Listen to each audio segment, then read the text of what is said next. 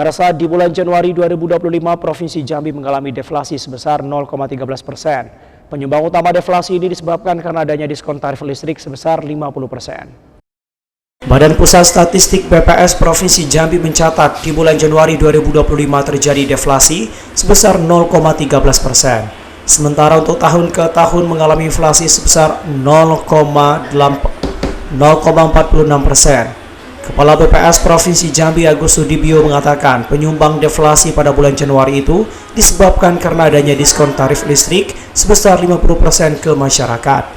Meski demikian, kondisi ini tidak berdampak pada apapun ke masyarakat.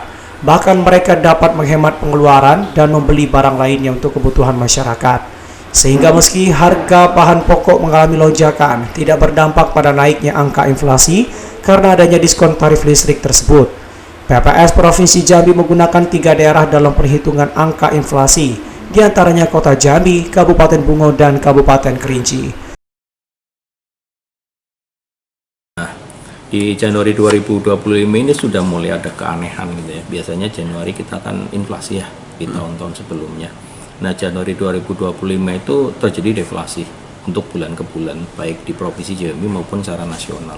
Kalau Provinsi Jambi terjadi deflasi sebesar 0,13% atau inflasi negatif 0,13% dibandingkan dengan bulan Desember. Artinya di bulan Januari itu terjadi penurunan harga barang dan jasa. Tapi kalau kita bedah lebih dalam lagi, sebenarnya bukan terjadi penurunan harga barang dan jasa karena cabai masih tinggi, segala macam itu masih tinggi.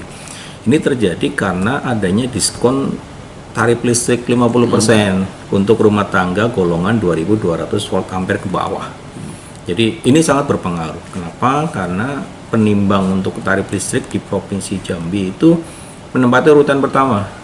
Penimbangnya terbesar baik untuk Kota Jambi maupun Bungo.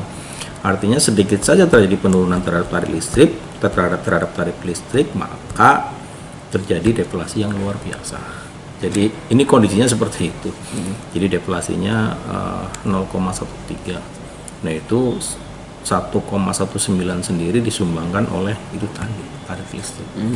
Jadi penyebabnya karena itu. Tarif listrik ini ya sebenarnya tidak berdampak kemana-mana. Cuma kalau berhubungan dengan kemiskinan, penurunan tarif listrik ini bisa mengurangi kemiskinan karena beban rumah tangga miskin menjadi berkurang untuk membayar listrik. Artinya uangnya bisa dipakai untuk konsumsi yang lain, entah makanan maupun non makanan.